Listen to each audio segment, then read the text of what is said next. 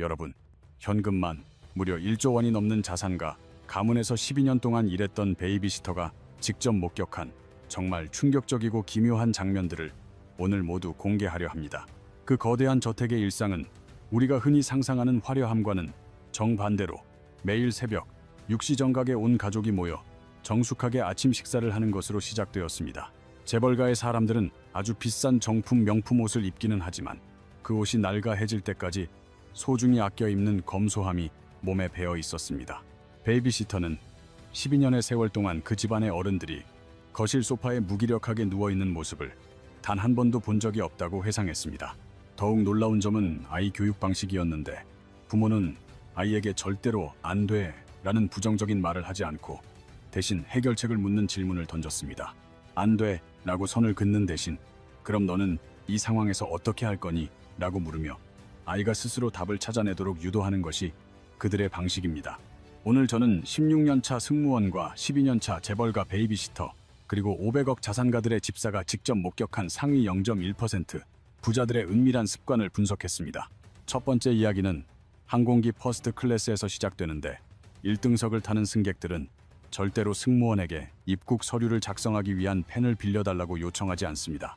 16년 동안 국제선 1등석을 전담한 미즈키 아키코 씨는 수천 명의 부유층을 서비스하며 그들이 항상 자신만의 필기구를 품에 지니고 다닌다는 사실을 발견했습니다.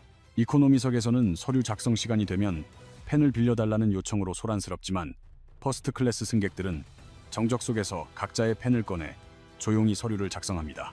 부자들이 펜을 직접 챙기는 이유는 단순히 펜의 가격이 비싸서가 아니라 자신의 시간을 타인에게 단 30초라도 맡기지 않으려는 철저한 통제력의 산물입니다. 그들은 비행 중에 떠오른 사소한 아이디어나 누군가에게 들은 영감, 창밖의 풍경에서 얻은 찰나의 생각들을 즉시 메모하여 자신의 것으로 만드는 습관이 있습니다. 승무원이 펜을 찾아오는 그 짧은 시간조차 기다리지 않고 내 머릿속의 아이디어는 내가 즉각 통제하겠다는 그들의 의지가 필기구 하나에 담겨 있는 셈입니다. 또한 퍼스트 클래스 승객들은 비행기 안에서 제공되는 신문을 거의 보지 않는데 이는 이미 라운지에서 신문이 나오는 즉시 모든 정보를 읽었기 때문입니다. 정보의 속도가 곧 사업의 성패를 가른다는 것을 누구보다 잘 아는 그들은 남들보다 한 발 앞서 정보를 습득하고 비행기에서는 오직 사색에만 집중합니다. 그들의 독서 습관 또한 매우 독특해서 시중에서 유행하는 가벼운 베스트셀러가 아니라 투박하고 묵직한 역사책을 읽으며 인류의 지혜를 탐구하는 것을 즐깁니다. 어느 승객은 커피 한 잔을 곁들여 13시간의 장거리 비행 동안 무려 8권의 책을 독파하며 1시간마다 지식의 정점을 정복하는 모습을 보였습니다. 1000년이 넘은 고전 속에 귀중한 아이디어가 많다고 말하는 그들에게 독서는 단순한 취미가 아니라 인생을 설계하고 미래를 예측하는 가장 강력한 도구입니다. 우리는 보통 바쁘다는 핑계로 책을 읽지 않지만 세상에서 가장 바쁜 사람들은 오히려 비행기라는 고립된 공간을 자신만의 거대한 서재로 활용하고 있었습니다.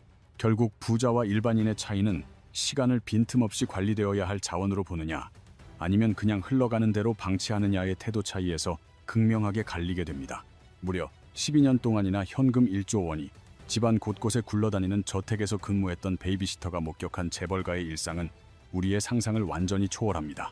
그들은 수백만 원짜리 명품 옷을 입기는 하지만 유행을 쫓기보다는 자신에게 편안한 옷을 낡아해질 때까지 소중히 입는 검소함을 보였습니다.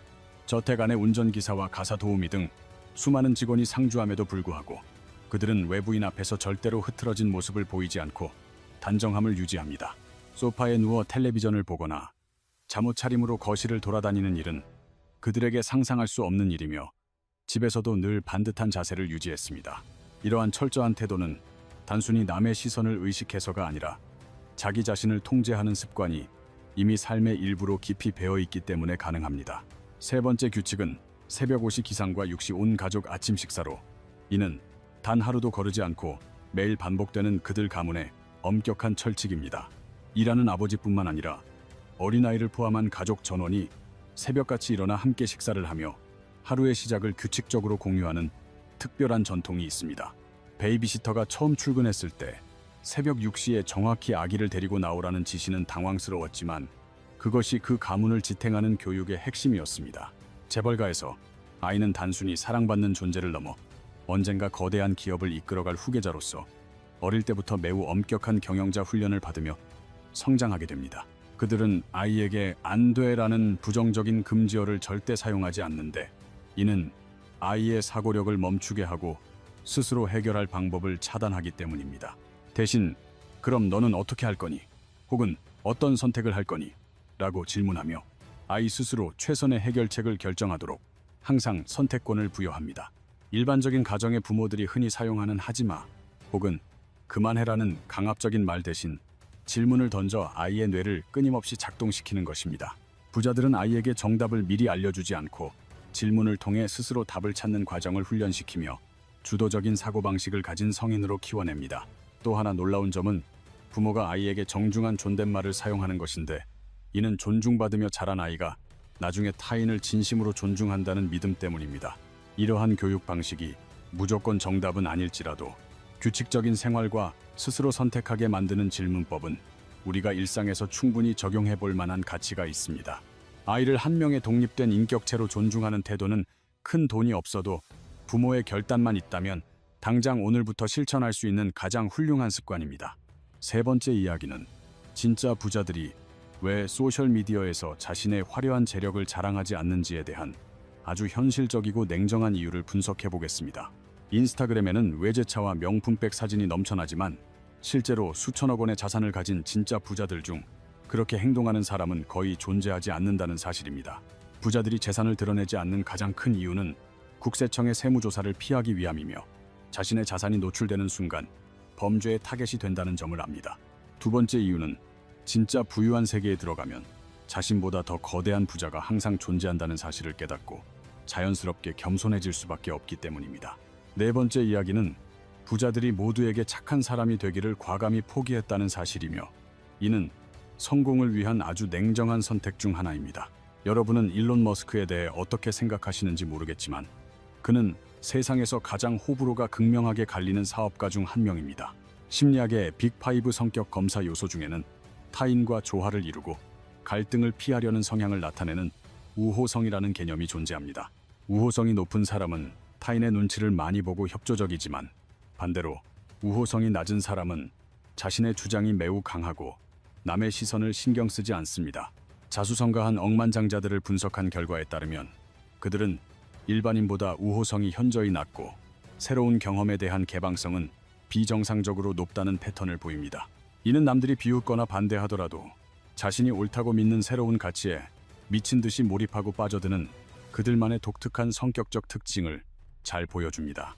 일론 머스크가 로켓을 재활용하겠다는 미친 아이디어를 냈을 때 온 세상이 비웃었지만 그는 타인의 시선에 개의치 않고 결국 불가능을 현실로 만들었습니다. 트위터를 인수하여 기존의 질서를 완전히 뒤엎겠다고 선언했을 때도 전 세계적인 반대 여론이 들끓었지만 그는 자신의 의지대로 강력하게 밀어붙였습니다. 우리는 흔히 착하고 법 없이도 살 사람이 성공한다고 배우지만 역설적으로 역사에 거대한 발자취를 남긴 인물들은 이 법칙을 따르지 않은 경우가 많습니다. 애플의 스티브 잡스는 직원들에게 매우 무자비하고 독선적이었던 것으로 유명했으며 그의 완벽주의는 타협을 모르는 고집스러운 성격에서 비롯되었습니다. 아마존의 제프 베이조스 역시 창고 직원들에게 가혹한 근무 환경을 강요한다는 비판을 받았지만 오직 고객 중심이라는 단 하나의 목표만을 향해 나아갔습니다. 물론 그들의 모든 행동이 도덕적으로 옳다는 뜻은 아니나 모두를 만족시키려 노력하는 사람은 결국 그 누구도 만족시키지 못한다는 교훈을 줍니다. 부자들은 자신이 정한 목표인 킹핀, 즉 가장 중요한 목표 하나에만 모든 에너지를 미친 듯이 집중하고 나머지는 과감히 포기하는 선택을 합니다. 우리는 직장 상사와 동료, 부모님과 배우자의 눈치를 보며 모두에게 좋은 사람이 되려고 전전긍긍하다가 정작 자신이 진짜 원하는 것을 잃어버리곤 합니다. 부자들이 가진 낮은 우호성은 우리에게 때로는 타인에게 미움받을 용기가 필요하다는 아주 강력하고 현실적인 삶의 메시지를 던지고 있습니다. 모든 사람에게 좋은 사람이 되려고 노력하는 그 찰나의 순간에 당신은 정작 소중히 지켜야 할 자기 자신에게는 가장 나쁜 사람이 될 수 있습니다. 이제 다섯 번째 이야기로 넘어가 정말 투자를 잘하는 고수들이 왜 정보의 중심지인 여의도를 떠나 한적한 곳으로 탈출하는지 그 이유를 알아보겠습니다. 주식 투자에서는 정보가 생명이며 남보다 먼저 소식을 접하는 것이 수익률을 결정한다고 믿지만 진짜 고수들은 오히려 정보의 소음에서 멀어지려 합니다. 대중이 공포에 질려 주식을 던질 때 사고 모두가 환호하며 달려들 때 파는 역발상 투자를 실천하기 위해서는 군중 심리로부터 완벽히 격리되어야 합니다. 여의도 한복판에서 점심을 먹으며 들려오는 소문과 뉴스 속보에 노출되면 냉철한 판단을 하려 해도 결국 남들의 의견에 휩쓸려 실수를 저지르기 때문입니다. 전설적인 투자자 워런 버핏이 번잡한 뉴욕이 아닌 고요한 오마하에 거주하는 이유 역시 월스트리트의 소음에서 완전히 벗어나 더 깊고 명확하게 생각하기 위함입니다.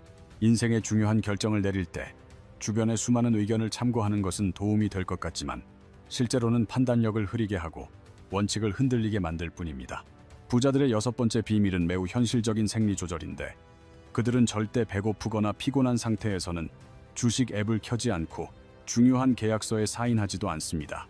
이스라엘 가석방 심의위원회의 판사 8명을 조사한 결과 점심 식사 직후 승인율은 65%에 달했지만 배고픔이 극에 달한 식사 직전에는 0%까지 떨어졌습니다.